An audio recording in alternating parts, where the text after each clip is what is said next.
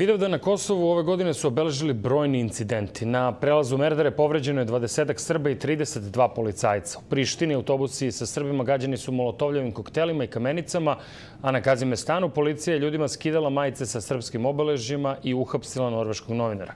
Izveštava Budimir Ničić. Serija incidenata započela je jutros na prelazu Merdare kada je došlo do sukoba između pripadnika kosovske policije i Srba u kome, kako javljaju mediji, korišćeno i vatreno oružje. Prema pisanju beogradskih medija povređeno je 20 Srba koji su pošli na Gazimestan povodom obeležavanja Vidovdana, a do sukoba je došlo jer im je kosovska policija zabranila da krenu ka Gazimestanu. Prištinski mediji prenose izjavu kosovskog ministra unutrašnjih poslova koji kaže da su u tom sukobu povređena 32 policajca. Drugi ozbiljniji incident dogodio se nakon parastosa na Gazimestanu kada je grupa za sada nepoznatih osoba u Prištini molotovljevim koktelima i kamenicama napala autobuse u kojima su se Srbi iz Gračanice i okolnih srpskih sela vraćali sa Gazimestana. U tom napadu povređeno je 16 Srba, od kojih je 7 zbrinuto u bolnici. Svi su zbrinuti, dvoje koji imaju i rane po telu zadržani su na dalje praćenje na hirurškoj klinici u Gračanici. U napadu su demolirana 5 autobusa i prema rečima vozača sva je sreća što se nijedan nije zapalio. Bacili su molotovljev koktel na autobus ispred mene, koji se odbio. Sreća nije razbio staklo, nije uletao u autobus da bi upalili.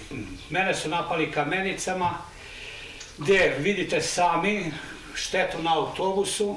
Situacija je bila veoma napeta i pre samog parastosa.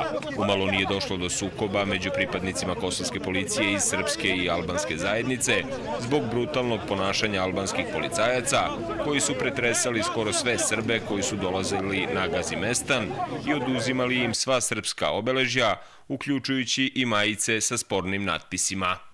Pretresali nam rance, vukli me za majicu, pričali nešto, treba mi prevodilac, ništa ih ne razumijem, gurali cev na mene i od automata i tako dalje, kao da sam neki kriminalac, ne znam ja.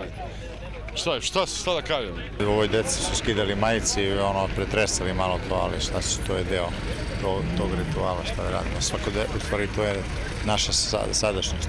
Ne sviđa mi se generalno ovo dole što smo doživjeli, da nam oduzmaju majice, da ljudi idu goli na moleban, to stvarno nema nigdje i nemam riječ na to sve. Ne znam da li je stvar do naše srpske vlade ili do kosovske, ali ovo je užasno da ljudi idu polugoli na moleban, to nema nigdje. U oduzimanju majica bilo je i slučajeva gde su se policajci pokajali. Majicu zašto nemam? Pa to da pitamo ove što su mislili da će nešto da učine tim delom. Smetalo mi je što mi je na majici pisalo ruski motorciklist i na rukavima sam imao vizantijski krst. Međutim, ja sam ih lepo zamolio da ne skidaju, će da se pokaju. Onda je bilo tu navaljivanja nekog, vukli su tamo vamo i onda kad sam skinuo majicu i kad su vidjeli kakve tetovaže imam, vidio sam da su se pokajali, ali to je šta je.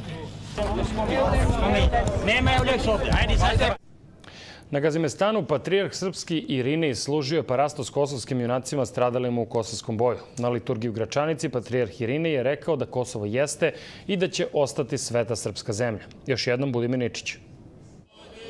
Nakon parastosa koji je služio pred nekoliko hiljada ljudi koji su stigli iz svih krajeva Kosova, Srbije, Crne Gore i Republike Srpske, patrijarh srpski Irinej rekao je da je srpski narod došao na Gazimestan da brani svoju kulturu, veru, svetinje i porodice. 10 pripadnika desničarskih organizacija iz Beograda skandirali su imena haških optuženika Ratka Mladića i Radovana Karadžića. Trpit ćemo.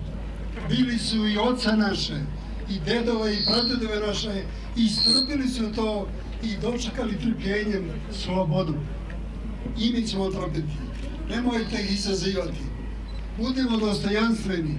Mi smo dostojanstven narod.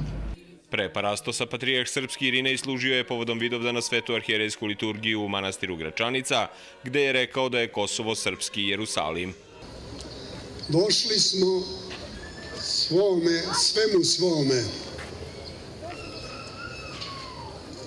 Da svojim prisustvom pokažemo i dokažemo da je ovo bila, jeste i da će ovo ostati sveta srpska zemlja.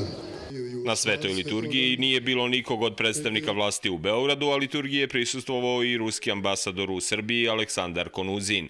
Patrijarh srpski Irinej prisustvovao je i sinoćnjem vidovdanskom pesničkom bdeniju. Iz kosovskih institucija ovoj manifestaciji prisustvovao je samo gradonačelnik Gračanice Bojan Stojanović.